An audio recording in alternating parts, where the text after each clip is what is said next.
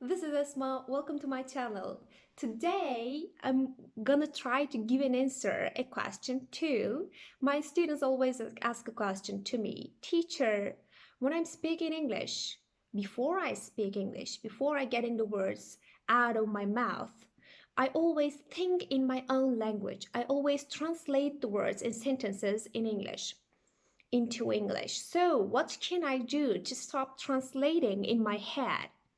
So this is the question I want to answer today for my students and for all of you who want to stop translating in your head while speaking English, while trying to speak English. The majority of you do not live in an English spoken area. This is true for us. We are not live in an English spoken area, so we don't have many chances to practice this language. And for this reason, when we speak English, our speech might be slower than we would like. This is because our mind is translating words and sentences from our mother tongue. In fact, you know this thing. When a conversation starts in your mind in English, a thought comes up to your mind. And guess what? That thought comes up to your mind in your native tongue. I mean, in this case, we are talking about Turkish, in Turkish, and you start to translate it from Turkish into English. And you start to translate all the words, all the sentence structures. You think about the sentence structures and you translate it from your mother tongue into English. And it takes time. I mean, it's really time consuming. The good news is there are concrete things you can do to stop translating in your head and think in English. Thinking in English also an advantage. Thinking in English can bring you a huge step closer to fluency. I want to give you some tips and strategies to stop translating in your head and to think in English today. Okay? I guess you're ready right now. Let's go to them.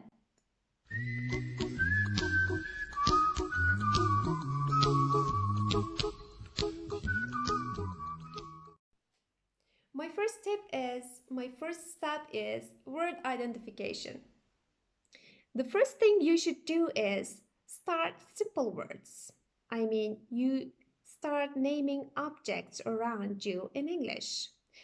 So take a moment, look around you. What do you see right now?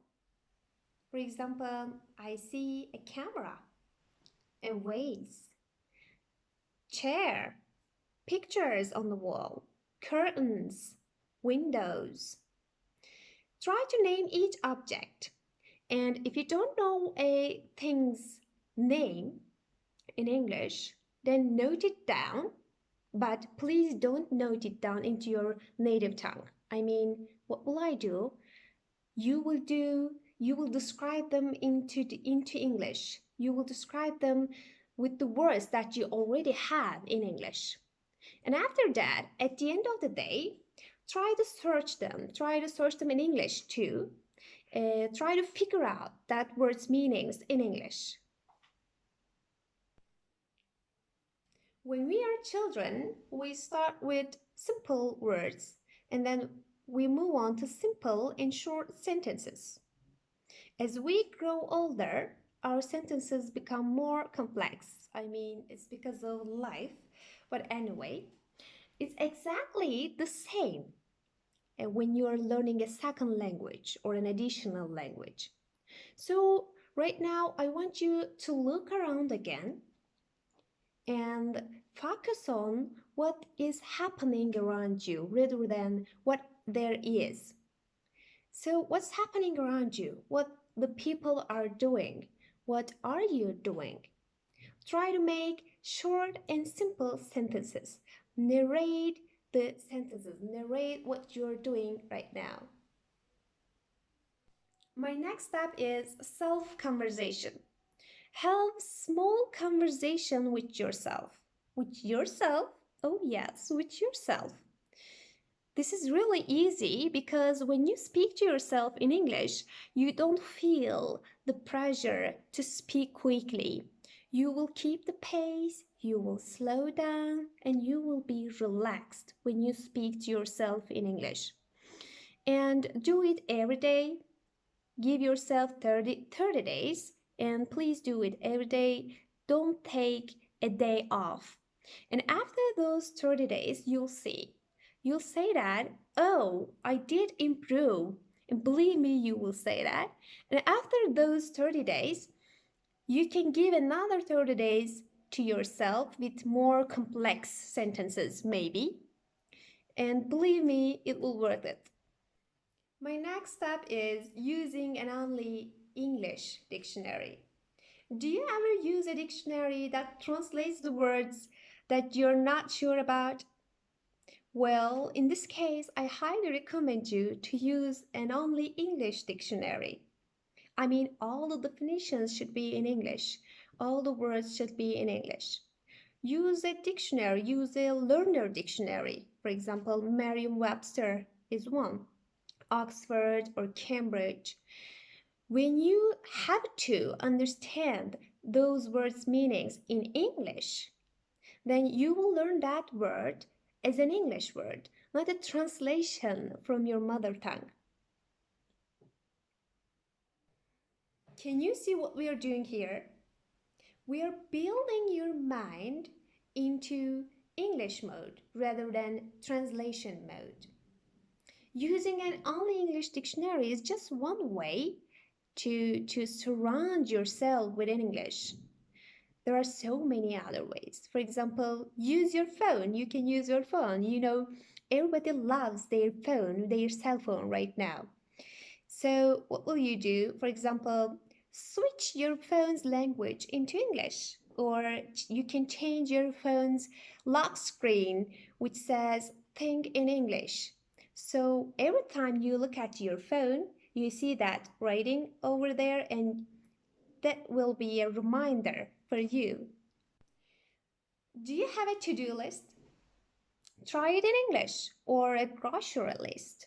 Or I think most of you have Instagram accounts right now. Am I right?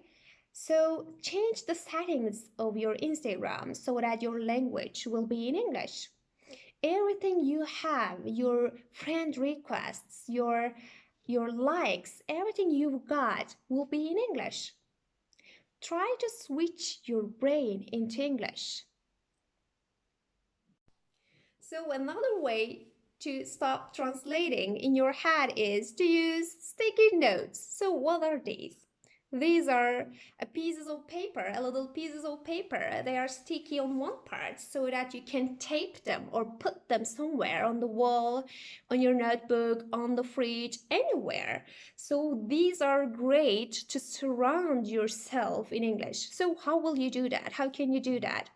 Well, you can write a full sentence on it, or you can write a word that you want to learn. But in this case, I highly recommend you to write a full, short, simple sentence on it, like this one. Like this one. It's not so clear, but it says that I like to drink tea after meal. I really like to drink tea after meal, by the way. So you can write a sentence like this. And if you like to drink tea, maybe you can put them or stick them close to somewhere that you drink tea after meal. And every time you see this sticky note, you say to yourself that, oh yeah, I like to drink tea after meal.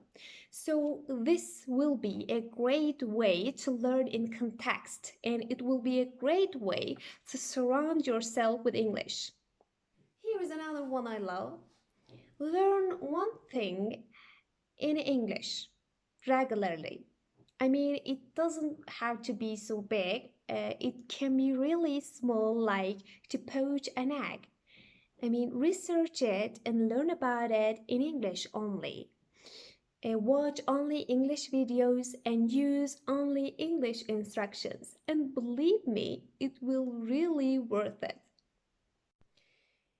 Okay, I hope that those tips have been helpful for you to think in English or to surround yourself with English.